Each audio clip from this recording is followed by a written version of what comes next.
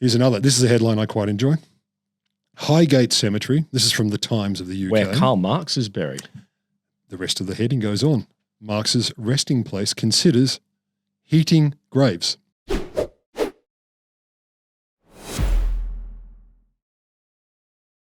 Because Karl gets cold in winter. It's a bit cold in your grave. Karl gets chilly.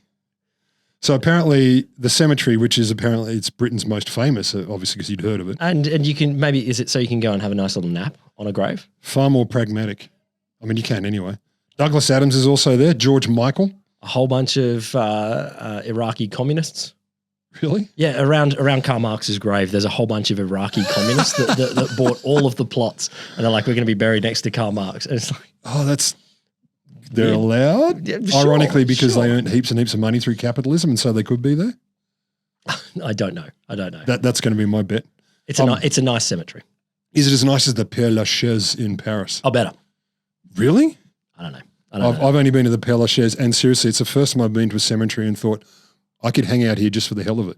Well, Jim Morrison's in the ground there. He is. I walked past that one and many rocking out. Oscar Wilde is there. There's lots of little bits of paper and lipstick marks where, I was going to say women, but that's not true. People just go up and go.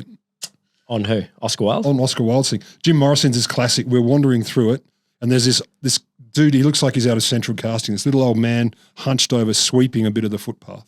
Just sweeping pointlessly. And we watched everything but.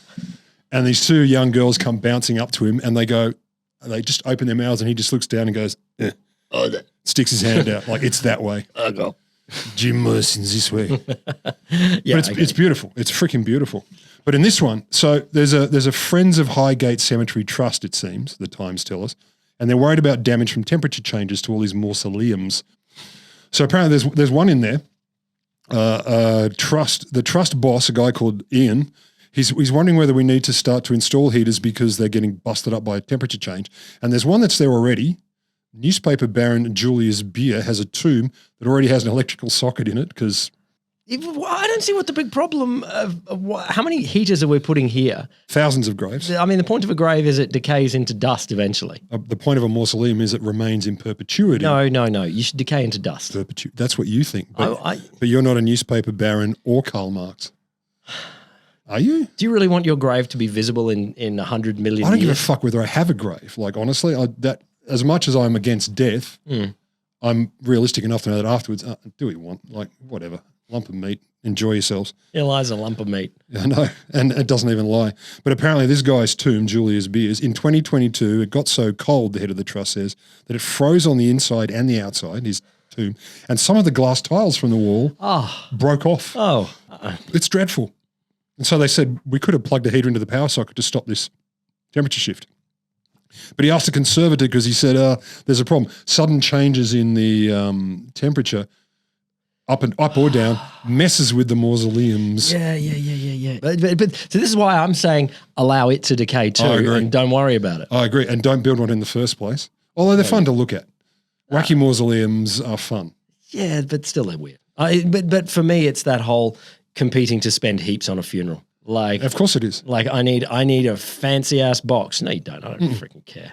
No, you really, really don't. I have to say what I love about this one too. They were saying, look, to fix that one, because it got hot and cold, it started to get really messy. And then there was another one. Actually, there was another one where the charity decided to help the volunteers out. They would heat the chapel, which also had mausoleums on it.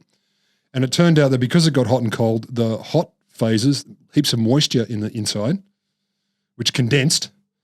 And then it was the friendly environment for furniture beetles. You know. But apparently it cost £40,000 to fix that particular problem. 40 grand on, you're not a fan? Not really. Let them go to dust. I think it's nuts. Honestly, I think it's nuts. Using energy to do something like that. But they're even trying to make, financial arguments. They say, look, we spent £150,000 or more in the last few years just on conservation work anyway. That's worse since climate change in the last 10 or 15. So what they've said is, look, the cost of repairing a listed tomb, a special one, of which there are 53,000 odd, it's £2,000 a pop, but they're saying potentially if we heat them and maintain their temperature, it could end up being cheaper. Jobs of late capitalism. Yes, it is. Yes, it is. Although, no, definitely there are communist structures that are maintaining stupid graves for a long time. Fucking awesome ones, though. No, I mean, you visited Mao's tomb. I've seen Mao. Did you not like it? I think it's ridiculous. I'm sorry, Chinese listeners, but whatever he was to your country, you can also put him in the ground. And, I agree. And Though I did love Tiananmen Square. it's a cool square.